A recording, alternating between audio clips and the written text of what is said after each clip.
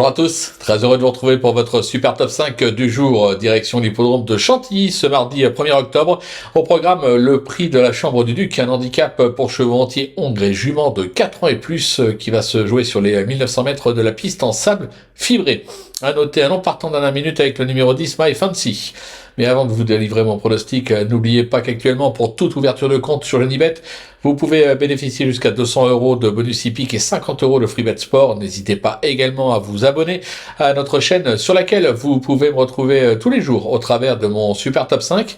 Pour info, dimanche à Vincennes, mon coup de cœur Easterman s'est imposé dans le super top 5 et mon coup de poker Ilaya s'est classé deuxième affichant 40 contre 1. Je vous ai donné le 4 sur 5. Plutôt intéressante. Attention également, sur cette chaîne, vous pouvez me retrouver au travers de mes cotes et cotes tous les jours pour la réunion principale. Vous pouvez également, allez, soyez sympa, simplement liker votre émission préférée, sans oublier de retrouver notre ami Flo Gautreau sur nos réseaux sociaux.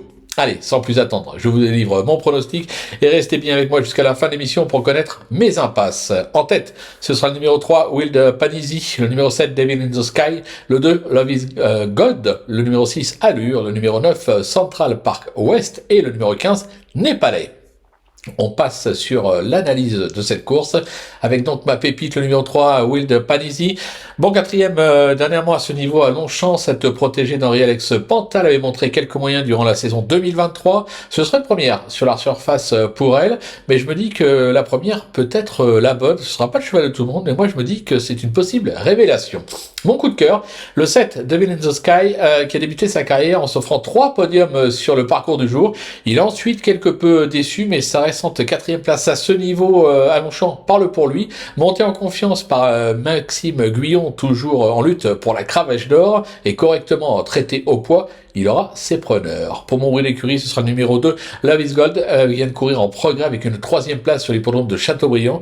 Cet élève de Pierre Ménard a fait ses preuves à ce niveau avec déjà un succès et une 2e place sur la distance sur la fibrée à Deauville. Sa marge au poids n'est pas énorme, c'est vrai, mais associé à Monsieur Quintet, Stéphane Pasquier, la méfiance s'impose. Mon petit repéré, ce sera une petite repérée avec le numéro 6, Allure, qui reste sur 2 bonnes sorties, notamment une 3e place à ce niveau sur les programmes de Deauville. Cette fille d'Anodin passe pour une vraie spécialiste de la fibrée, 12 sur 14 dans les 5 premiers. Elle ne possède plus de marge au poids, c'est vrai, mais elle reste compétitive toutefois en valeur 38,5 sur sa lancée. Je pense qu'elle est incontournable. Pour mon coup de poker, ce sera le numéro 9, Central Park West, qui est au top de sa forme, brillant aussi bien réclamé que dans les événements ces derniers temps.